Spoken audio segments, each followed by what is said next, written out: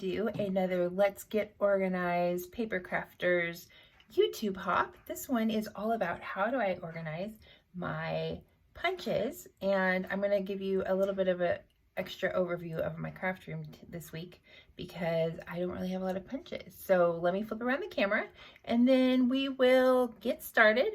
Come on in to my craft room. All right, we're just gonna come on in, say hi to Mr. Whiskers. Yes, this room is kind of chaos, but that's my chaos. Let's not really look over here in this mess of a place. I don't know why, but this I guess is just where I'm storing some things. So here we go again down here. This section, actually, let me zoom out a little bit. Instead of having the typical cowl axes like most crafters have, or a lot of crafters have, I have this IKEA system storage thing called the Huaga or something like that. It has a console in the middle with 2 cabinets and 3 drawers. It has a bookcase with several shelves and then 2 cabinets at the bottom, which are really just shelves that have cabinet doors. And another one, you have shelves, and then underneath there you have some cabinets, which of course we can't get to at the moment.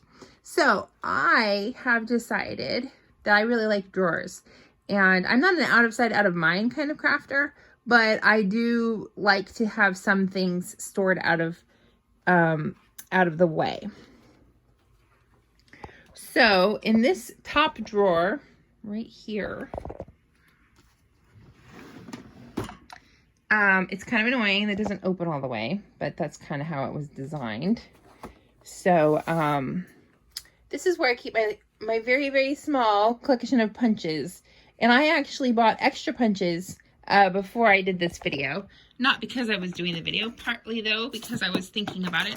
I have this tab punch board, which is funny because I also have a separate tab punch, and I think I got the punch board as part of when I had my craft store, my online store, and so I just kind of kept one for myself. It's actually pretty handy. You can make your punch, you can tab different things. It's a different approach. I have a 1 1/4 inch circle punch. This one is a conversation punch. These are nice. They're pricey. They're from EK Success. I like them because they are flat. And when you push this part down, this allows it to get a little bit smaller. And I have this divider thingy in here. I really don't remember. I don't think I got it from IKEA. It just happened to fit. In this drawer, I think I got it from the lady when she was clearing out her teaching supplies.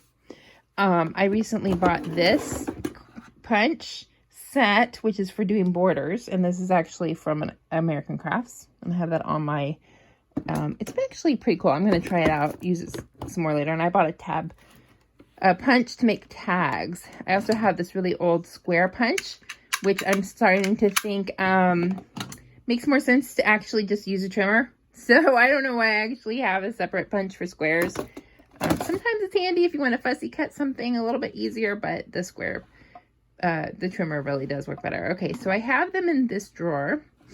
Those are some of my punches. I don't really have very many. I also have some over here. I consider a paper punch, which has punched holes. This one is the size that goes to my, it's a 6 punch that goes to my Allie Edwards albums, specifically the one that she uses. She also uses a large, this is a 3-inch circle punch, so I have that. And I have put that one right here in my cubby section, right on my desk, because this is where I grab tools. This is where my tools that I grab the most often need to be. And I'm constantly reconfiguring this section. But for the most part, the ink cleaner stuff stays right there. And I just put these punches right here because I think I'm going to use them pretty often now that I've started using Allie Edwards stuff. So I also have a drawer over here with a couple other circles. and these are ones that I've used the most often making albums because I use them for like thumb punch. When you want to punch a little thumb notch, these are very handy for doing thumb notches. So really those circle punches are the really ones that I use the most. That pretty much wraps up my entire collection of punches. Hello, Mr. Whiskers. So you can tell I don't have a lot of punches. I think I even gave some away not that long ago. I may be acquiring some more because I have a friend who I think might be willing to part with some of hers, but I really don't have very many. So I did want to point out here that I have made a recent fairly, maybe not that recent, I don't know, change to my workflow over here. I have changed out some of my, what I used to have here were just like metallic black and white paints.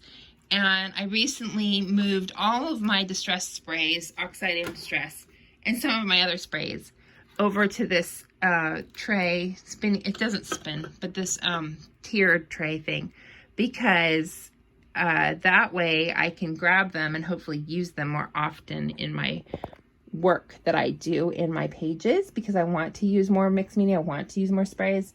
Mostly have sprays, don't really have that much distress ink.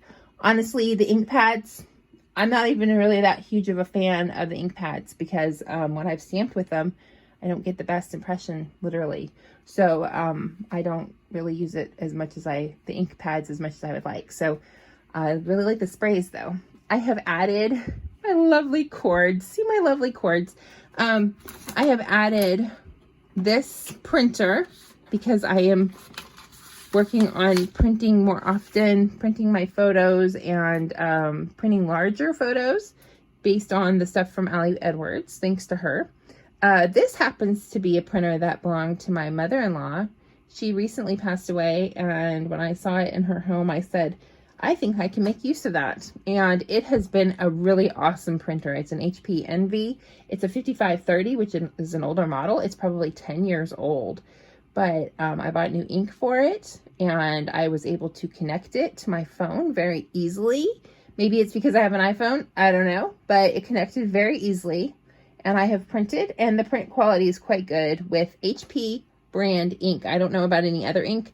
I bought the HP brand ink, and I bought HP brand photo paper because I said I don't want to take a risk that I'm going to make my photos not look good during the week that I want to do a project. So that's right there. I've moved my Canon selfie over here, but I still use it to print, and I like having it there as an easy way to print. So that's a little bit of a bonus to this video about punches, because I don't have a lot of punches to show. You know, these are fun videos to do every month because it makes me think about what do I have? What do I not want to have anymore? What do I use? Between this one, the Tool Time Tuesday, the Iron Crafter Challenge, it's been an interesting review of the supplies I have. Oh, and also the Counterfeit Kit Club, because we use our own products in our own stash, everything from our stash to create those kits. So, thank you for coming along today. I hope you don't mind my little rambly explanation of my punch supplies. And I also talked about, so we're talking about decorative trimmers, decorative scissors, punches, and even the Cricut. So this is my Cricut, my decorative cutter. You know, once you have a Cricut or a Silhouette, there is very little need anymore for much in the way of metal dies or punches or things that require cutting other than a trimmer, because you can just cut it out using your Cricut or your Silhouette. So that's what I've been finding. I haven't used my Cricut in a while, but I do want to get back to using it. So thank you so much again for joining me.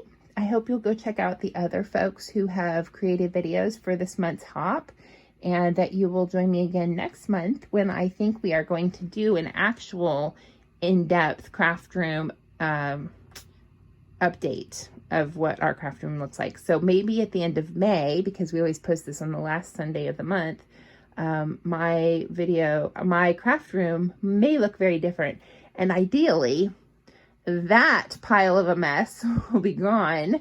And this is the before. And then here is a little sneak peek at the very, very end of my Counterfeit Kit Club Counterfeit Kit Challenge kit for the month of May. Everybody else has probably already posted theirs, and of course it's being posted in the group, and I'll do a separate live video about that, but that's a little sneak peek of my kit for that one. All right, thanks so much. I will see you in the next video. Bye.